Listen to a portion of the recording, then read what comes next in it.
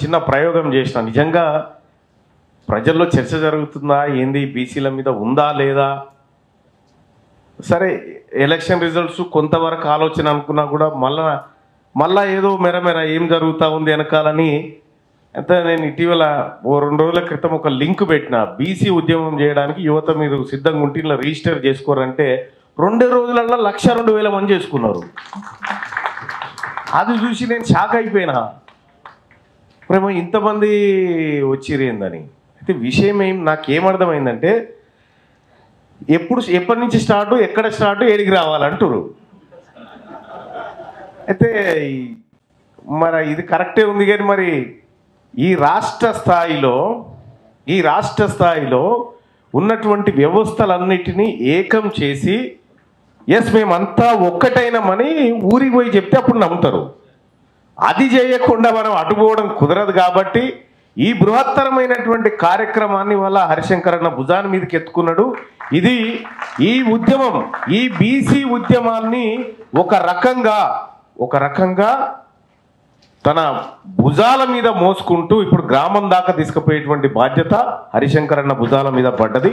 ఇక అలాగే ప్రతి జిల్లా కమిటీలు పూర్తి చేసి ఇక ఆ లిస్ట్ ఇస్తాం మీకు, ఏదో 1,02,000 లిస్ట్ ఇస్తాం. నువ్వు ఆడికి పోయినా ఆడికి మంగళారతి పట్టుకొని వస్తూనే ఉంటారు, ఎదురు మీద వస్తారు. మీ కమిటీ అంతా పోతారు, జానన్న సూర్యరావు అన్న వదిలన్న అందరు కూడా వస్తూనే ఉంటారు. అందరు ఏడికి పోతే ఆడ వాళ్ళే ఉల్టా వచ్చి మా పేర్లు రాయి అంటారు. మరి వ్యవస్థ అయితే రెడీగా ఉంది కింద నాకు అర్థమైన కాడికి, కానీ చిన్న చిన్న హార్డిల్స్ మనకు రాష్ట్ర స్థాయిలో కనిపిస్తూ ఉన్నాయి. అనేకమైనటువంటి మన మిత్రులే వివిధ సంఘాలలో ఉండి వాళ్ళ ప్రయత్నాలు వాళ్ళు చేస్తూ ఉన్నారు కాబట్టి వాళ్ళందరినీ కలుపుకొని పోవాల్సినటువంటి అవసరం ఉంటుంది. ఇది ఎందుకంటే ఆర్ కృష్ణన్న లాంటి వాళ్ళు వాళ్ళ స్థాయిలో ఒక 30 సంవత్సరాలు కొట్లాడుతూనే ఉన్నారు. జాదుల సీనన్న లాంటి వాళ్ళు కొట్లాడుతూనే ఉన్నారు. ఇంకా చాలామంది మిత్రులు వాళ్ళ ప్రయత్నాలు చేస్తూ ఉన్నారు. వాళ్ళ ప్రయత్నాన్ని తప్పుపట్టడానికి లేదు. వాళ్ళకు ఆ రోజుల్లో ఉన్నటువంటి లిమిటెడ్ ఏదైతే కొద్ది అవకాశాలు ఉన్నాయో అవకాశాల మధ్య వాళ్ళు చేయగలిగారు కాబట్టి అది అంతవరకు పోగలిగింది. అయితే ప్రధానంగా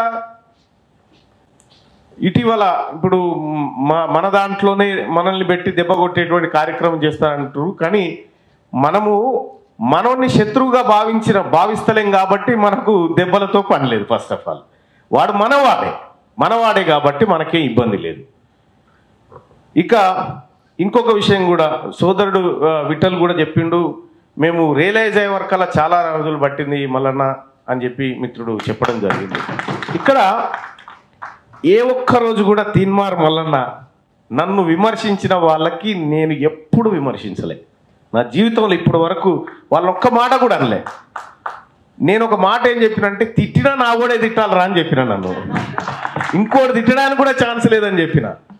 తిట్టినా నా కూడా తిట్టాలి, మెచ్చుకున్నా నా కూడా మెచ్చుకోవాలి, నువ్వు తిడితే మాత్రం ఊకోనని చెప్పిన. అందుకోసమే ఒకటైతే స్పష్టత వచ్చింది. తెలంగాణ రాష్ట్రంలో మరో ఉద్యమం రావాల్సినటువంటి అవసరాన్ని ప్రజల నుంచి వస్తున్నటువంటి స్పందన ఇదంతా చూస్తూ గుర్తిస్తూ ఉన్నాం. వాస్తవానికి ఈ కండువా తయారు చేయడానికి నేను ఎంత ఆలోచించినంటే ఇది కార్మికుల కర్షకులను రిఫ్లెక్ట్ చేస్తూ ఉందనేటువంటి చాలా కండువాలు చూసిన ఆ కండువాలను చూస్తేనే ఇప్పుడు కొంతమంది ఇప్పుడు ఉన్న అగ్రవర్ణం అన్న అపాయింట్మెంట్ దొరికిందంటే వాని వల్ల ఏ ప్రమాదం లేదని భావిస్తేనే ఇస్తాడు వాడు. ఇప్పుడు తీన్మార్ వల్ల నాకు అపాయింట్మెంట్ ఇచ్చేంత దమ్ముందా? ఫస్ట్ ఆఫ్ ఆల్ ఏం తీసుకునే సోయలేదా? నాకు విషయం ఏంటంటే ఈ వ్యవస్థలో పుడుతున్నటువంటి ఉద్యమం కొత్త రంగులతోటి కొత్త ఆశలతోటి కొత్తగా ఈ ప్రపంచంలో ఈ వర్గాల ప్రజలకు ఒక కొత్త తీరాన్ని చూపెట్టే విధంగా ఉండాలనేటువంటి ఉద్దేశంతో ఈ కొత్త వ్యవహారం. నిజంగా చెప్తా ఉన్నా, బీసీ సంఘం మీటింగ్ అంటే వాస్తవానికి వీళ్ళు ఎవ్వరు ఉండరు తెలుసా. ఆ సంఘం వేరే ఉంటుండే, అది వేరే ఉంటుంది, దాని వ్యవహారం వేరే ఉంటుంది, దాని కథ వేరే ఉంటుంది, ఆ లెక్క వేరే ఉంటుంది. కానీ ఇవాళ నేను హరిశంకర్ అన్నకి చెప్పింది ఏంటంటే 25 మందిని విలువ చాలని చెప్పిన. వీడికి 25 మందిని పిలువమంటే ఇప్పుడు 63 మంది అయ్యారు వీడికి. యాక్చువల్గా ఇది ఒక కోర్ గ్రూపును తయారు చేసి తద్వారా జిల్లా స్థాయి ఆ తర్వాత మండల స్థాయికి ఎట్లా పోవాలనేటువంటి ఒక రీసెర్చ్ వింగ్ను ఆల్రెడీ బీసీల కోసం ఒక రీసెర్చ్ వింగ్ నడుస్తూ ఉంది. సో ఇట్లా డైరెక్ట్ విడిపోయినటువంటి వాళ్ళందరినీ కూడా ఒక తాటి మీద తేవడానికి ఒక బలమైన ఎవరు నాయకులు కావాలని నేను సూర్యారావు అన్న తర్వాత అందరం ఆలోచన చేస్తూ ఒక మంచి నాయకుడు కావాలనుకున్నప్పుడు వాస్తవానికి కూడా హరిశంకర్ అన్న పేరు మాకు తారసపడ్డది. ఎందుకంటే ఆయన చూడని ఉద్యమం లేదు, అన్ని వర్గాలతో మాట్లాడి ప్లస్ ఈ ప్రజల పట్ల ప్రేమ ఉన్నటువంటి వ్యక్తి. కాబట్టి మేమందరం అనుకుంటే ఖచ్చితంగా మనం హరిశంకర్ అన్న ఈ ఉద్యమంలోకి మనం ఖచ్చితంగా తీసుకురావాలనే ఆయన సేవలు చాలా ఇంపార్టెంట్ అనేటువంటి చెప్పినప్పుడు నేను కూడా సంతోషపడ్డా.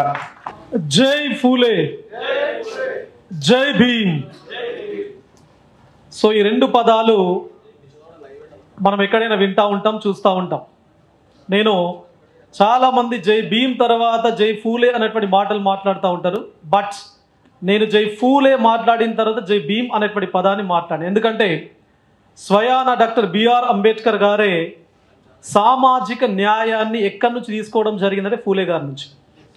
కాబట్టి మరి ఇంత అద్భుతమైనటువంటి మీటింగుకు అధ్యక్షత వహిస్తున్నటువంటి సోదరులు శ్రీ హరిశంకర్ గారు, దీన్ని ఎవరి బేస్ పైన అయితే భవిష్యత్తు బేస్ పైన అయితే నడపడం జరుగుతుందో బీసీ బ్రిగేడియర్ మా సోదరులు తీన్మార్ మల్లన్న గారు, తాడు సీనన్న గారు, సూర్యారావు అన్న, జానన్న, అదేవిధంగా జైహింద్ అన్న, అదేవిధంగా మదన్ మోహన్ అన్న, మా సోదరులు విఠలన్న, మా సాంబా అండ్ మిగతా మిత్రులందరికీ కూడా very good evening. I don't take much time. ఒక 5 నుంచి 10 నిమిషాలు అయితే కంపల్సరీ అని మాట్లాడతా, దయచేసి భరించండి. ఇంతకుముందు నేను మిగతా చాలామంది మాట్లాడి ఉంటారు మార్నింగ్ నుంచి. నేను కొంచెం 4 o'clock 4:30కి వచ్చాను కాబట్టి చాలామంది స్పీకర్స్ మాటలు నేను వినలేకపోయినాను. నేను వచ్చిన తర్వాత ఏ స్పీకర్స్ అయితే మాట్లాడడం జరిగిందో వాళ్ళు మాట్లాడినటువంటి ప్రతి మాటను నేను నోట్ చేసుకునేటువంటి ప్రయత్నం చేసిన. అందులో మొదటగా మా సాంబా మాట్లాడినటువంటి మాట, political power is master key to the politics. So political power అనేది మాస్టర్ కీ అని చెప్పేసి the chief architect of Indian constitution doctor BR Ambedkar garu మాట్లాడినటువంటి మాటను మా సాంబా నోటి ద్వారా వినడం జరిగింది.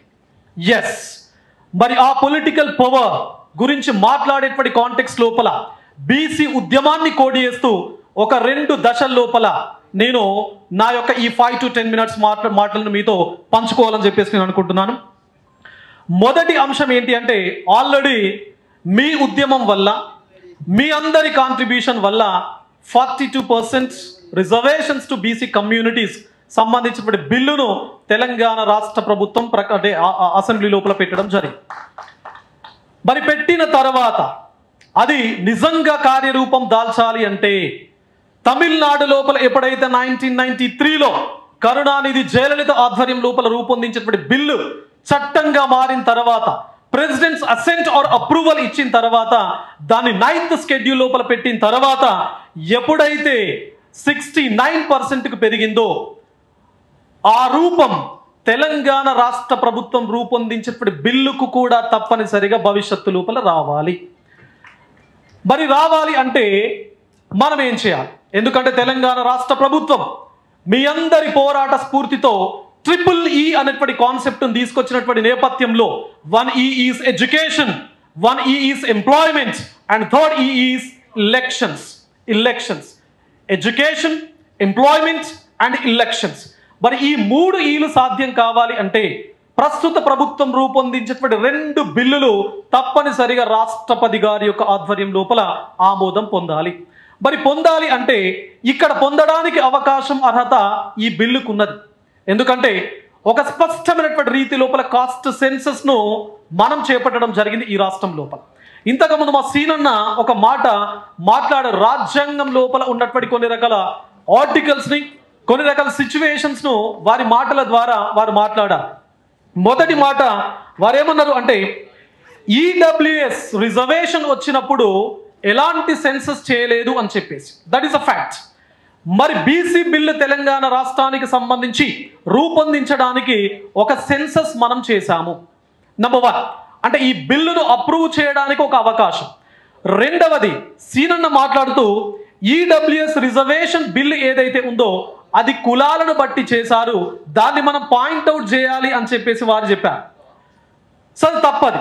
ఎందుకు తప్పు అని చెప్పేసి అంటే 2009 లోపల ఆర్టికల్ మనకు ఏదైతే భారత రాజ్యాంగం యొక్క 103వ రాజ్యాంగ సవరణ చట్టాన్ని తీసుకొచ్చినప్పుడు ఆ చట్టం ఏం చెప్పింది అంటే ఎవరైతే socially and economically disadvantaged classes ఏవైతే భారతదేశంలో ఉన్నాయో వారికి మాత్రమే ఈ 10% రిజర్వేషన్ అప్లికేబుల్ అని చెప్పేసి అన్నారు.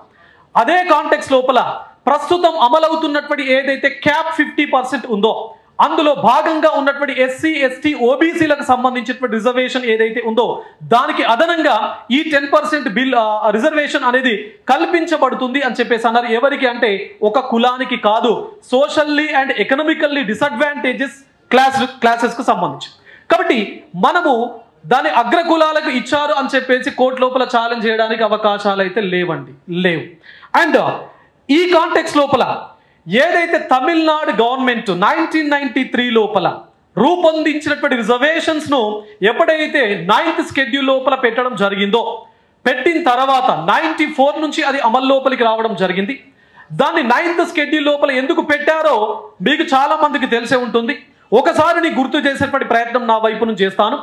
ఈ 9th షెడ్యూల్ లోపల పెట్టినటువంటి ఒక చట్టానికి, ఆ చట్టం పైన ఏ కోర్టు లోపల కానీ ఏ ట్రిబ్యునల్ లోపల కానీ ఛాలెంజ్ చేయడానికి అవకాశం లేదు అని చెప్పేసి భారత రాజ్యాంగం లోపల ఉన్నటువంటి ఆర్టికల్ 31B చెప్తా ఉంటుంది. అంటే న్యాయ సమీక్షకు అవకాశం లేదు, దీన్ని కొట్టివేయడానికి అవకాశం లేదు, మీరు ఏ గ్రౌండ్ లోపలైనా దీన్ని పక్కన పెట్టడానికి అవకాశం లేదు అని చెప్పేసి చెప్పడం కోసమే ఈ 9th షెడ్యూల్ అనేది ఉన్నది.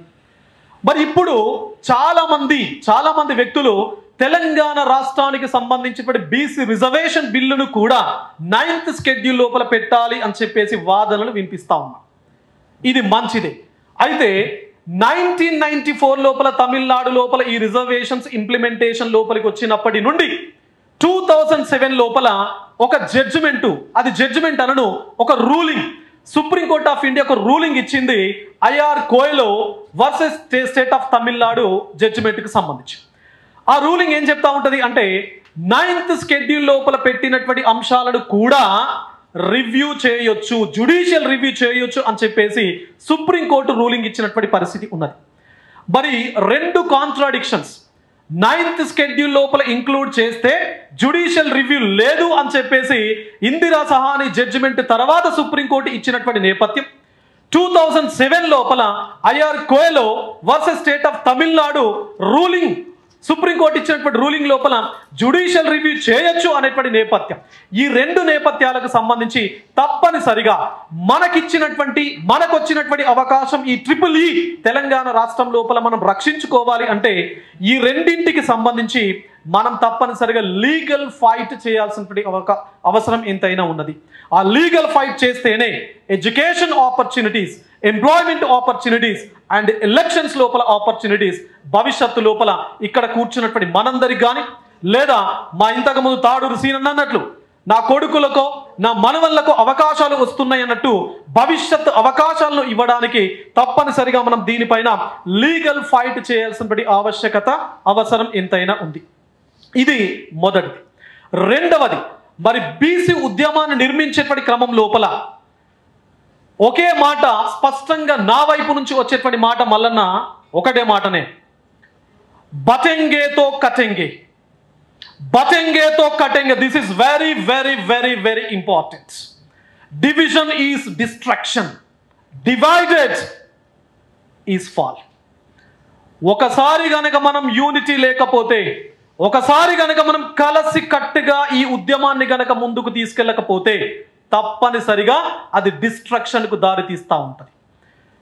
కాబట్టి minority is the law, minority should be given more priority and more importance. BC లోపల ఉన్నటువంటి వివిధ రకాల కులాలు, చాలా కులాలు ఉన్నాయి. అందులోపల మైనారిటీలను ఏకం చేయడం అనేది చాలా ఈజీ టాస్క్ అండి, చాలా ఈజీ టాస్క్. ఎందుకంటే ఒక తాటి పైన ఎక్కువగా నిలబడేటువంటి సామాజిక కులాలు ఏమైనా ఉన్నాయంటే మైనారిటీ కులాలు మాత్రమే. కాబట్టి యూనిటీని మనం భవిష్యత్తు కార్యాచరణ లోపల యూనిటీని తీసుకురావడం అనేటువంటి ఒక పైలట్ ప్రాజెక్టును మైనారిటీ కాస్ట్ నుంచి మాత్రమే మనం స్టార్ట్ చేస్తే రిజల్ట్ అనేది పాజిటివ్గా ఉంటుంది అని చెప్పేసి నేను నమ్ముతున్నాను. ఎందుకంటే చిన్న చిన్న కులాల యొక్క సంఖ్యాబలం తక్కువ. ఆ సంఖ్యాబలం తక్కువగా ఉన్నటువంటి కులాలకు లీడర్షిప్ ఉండదు. ఆ లీడర్షిప్ మన వైపు నుంచి కనుక వాళ్ళకి ఆ నమ్మకాన్ని, హోప్ను కనుక ఇచ్చినట్లయితే తప్పనిసరిగా 100 ఉన్నా, 1000 ఉన్నా, 2000 ఉన్నా ఉన్న మొత్తం 100% మనతో కలిసి నడిచే అవకాశం అనేది ఉంటుంది. కాబట్టి ఈ ఉద్యమ కార్యాచరణ లోపల తప్పనిసరిగా ఇది మనం టేకప్ చేస్తే ఒక పాజిటివ్ రిజల్ట్ మనకు ఇనీషియల్ కండిషన్ నుంచే వస్తుంది అని చెప్పేసి నేను బలంగా నమ్ముతా ఉన్నా. అదేవిధంగా మరి ఈ ఉద్యమాన్ని నడిపే క్రమం లోపల ఇప్పటికే బీసీ ఉద్యమం గతం లోపల వేరు, ప్రస్తుతం వేరు అని చెప్పేసి నేను చాలా వేదికలపైన మాట్లాడుతూ వస్తున్నాను. అసలు బీసీ వాదం ఉందా అని చెప్పేసి చాలా రకాల టీవీ ఛానల్స్ నా పైన ప్రశ్నల వర్షం కురిపించినప్పుడు కూడా నేను చాలా స్పష్టంగా చెప్పాను నా ఎక్స్పీరియన్స్నే. గత 7 నెలలు నా ప్రచార పర్వం లోపల నేను ఎక్కడికి వెళ్ళినా, వాకర్స్తో మీటింగ్ పెట్టినా, అడ్వకేట్ మిత్రులతో మీటింగ్ పెట్టినా, ఏదైనా స్కూళ్ళు, కాలేజీలు, యూనివర్సిటీలకు వెళ్ళి అక్కడ పనిచేసేటువంటి టీచింగ్ స్టాఫ్తో మీటింగ్ పెట్టినా వాళ్ళ వైపు నుంచి వచ్చినటువంటి స్పష్టమైనటువంటి మాట ఒకటే, నువ్వు నా దగ్గరికి వచ్చి నీ టైం వేస్ట్ చేసుకోకు అని చెప్పేసి. ఎస్, నాకు అర్థం కాలేదు ప్రాథమిక దశ లోపల ఎందుకు అట్లా అంటున్నారు అని చెప్పేసి. అంటే నువ్వు బీసీ, నేను బీసీ, నన్ను గెలవడం వల్ల నీ 5 నిమిషాలు waste, you go for others, you save, you preserve your 5 minutes of time. మరి ఈ కాంటెక్స్ట్ ఏదైతే ఉందో అది తప్పనిసరిగా ఎవ్రీ రూట్స్ లోపలికి మనం తీసుకెళ్లాల్సిన అవకాశం, అవసరం ఎంతైనా ఉంది. మరి తీసుకెళ్ళడానికి ఒక జెన్యూన్ లీడర్షిప్ రాష్ట్ర స్థాయి లోపల ఏ విధంగానైతే ఉందో ప్రతి జిల్లా, ప్రతి నియోజకవర్గం, ప్రతి మండలం, ప్రతి గ్రామం, ప్రతి వార్డు లోపలికి పెనిట్రేట్ కావాలి. ఎలా పెనిట్రేట్ కావాలి అంటే ఉద్యమం ఇంతకుముందు చాలా మంది మాట్లాడుతూ ఒక చాలా మంచి మాటను స్పష్టంగా చెప్పారు. మా సీనన్న కూడా ఇంతకుముందు చెప్పారు. ఉద్యమం ఏ విధంగా ముందుకు బలంగా వెళ్ళడానికి అవకాశం ఉంటుంది అంటే ఉద్యమానికి ఎప్పుడైతే ఉద్వేగం తోడవుతుందో, ఉద్వేగం, ఒక ఎమోషన్ ఎప్పుడైతే ఉద్యమానికి యాడ్ అవుతుందో అది సక్సెస్ కావడానికి అవకాశం చాలా ఎక్కువగా ఉంటుంది. తెలంగాణ ఉద్యమం ఒక ఉద్వేగం. మన నీళ్లు పోతున్నాయి, మన నిధులు పోతున్నాయి, మన ఉద్యోగాలు పోతున్నాయి అని చెప్పేసి గ్రామ గ్రామానికి వెళ్ళింది. ఒక అవ్వ, ఒక తాత, ఒక నానమ్మ తెలంగాణ వస్తే మా మనవళ్ళకు, మనవరాళ్ళకు ఉద్యోగాలు వస్తాయట కదా. ఎట్లా వస్తాయి అనేది వాళ్ళకు తెలియదు. కానీ ఒకటే, ఆ భావజాల వ్యాప్తి అనేది చాలా స్పష్టంగా తెలంగాణ ఉద్యమ నేపథ్యంలో జరిగింది. అదే భావజాలం ఉద్వేగపరంగా బీసీ ఉద్యమం కోణం లోపల తెలంగాణ రాష్ట్రం లోపల తప్పనిసరిగా పెనెట్రేట్ అవ్వాలి, వార్డు వార్డున, గ్రామ గ్రామన, మండల మండలాన. మరి ఈ విధంగా పెనెట్రేట్ కావాలి అంటే తప్పనిసరిగా genuine leadership is needed. Genuine leadership is required. మనం కేవలం మీటింగ్లకు మాత్రమే పరిమితమై 4 మాటలు మాత్రమే మాట్లాడి తెల్లారి లోపల పేపర్లో మన ఉద్యమానికి సంబంధించి, మన మీటింగ్కి సంబంధించినటువంటి ఆర్టికల్ వస్తే ఆర్టికల్ మన వాట్సాప్ గ్రూపుల లోపల షేర్ చేసి మన పేపర్ వచ్చింది, మన ఫోటో వచ్చింది, మన పేరు వచ్చింది అనేటువంటి మాటలకు, ఫోటోలకు మాత్రమే పరిమితం కాకుండా జెన్యూన్గా కష్టపడదాం, జెన్యూన్గా కష్టపడదాం, పోరాటం చేద్దాం. తప్పనిసరిగా విజయాన్ని అందరం కలిసి అనుభవించేటువంటి ప్రయత్నం చేద్దాం. భావి తరాలకు ఈ విజయాన్ని మనం అందించేటువంటి ప్రయత్నం చేద్దాం. సో జెన్యూన్, మళ్ళీ మాట్లాడుతున్న, దయచేసి genuine leadership is required, that is needed. So అందులో ఇంకా చాలా మంది ఇంతకుముందు మా జైహింద్ అన్న మాట్లాడారు. చాలా మంది నాయకులు గ్రామ స్థాయిలో, మండల స్థాయిలో, జిల్లా స్థాయిలో ఉన్నారు. వారికి హోప్ అందట్లేదు, నమ్మకం రావట్లేదు. ఆ నమ్మకాన్ని ఈరోజు వేదిక భవిష్యత్తులో ఇవ్వాలి అని చెప్పేసి నేను మనస్ఫూర్తిగా కోరుకుంటున్నా. నమ్మకం ఉంటే అందరూ తండోపతండాలుగా, వేలాదిగా, లక్షలాదిగా తప్పనిసరిగా మన ఉద్యమంలో కలిసి పనిచేసేటువంటి అవకాశం ఉంది. అదే గనక తోడైతే బీసీ ఉద్యమాన్ని 46%, బీసీ ముస్లింలు 10%, అంటే 56%, మొత్తం అంతా కలిపితే అరౌండ్ 84-86%. ఎవరు ఆపుతారండి? ఎవరు ఆపగలరు? No one can stop our movement and no one can stop our fight. No one can stop our victory in the future. Thank you very much. Thank you.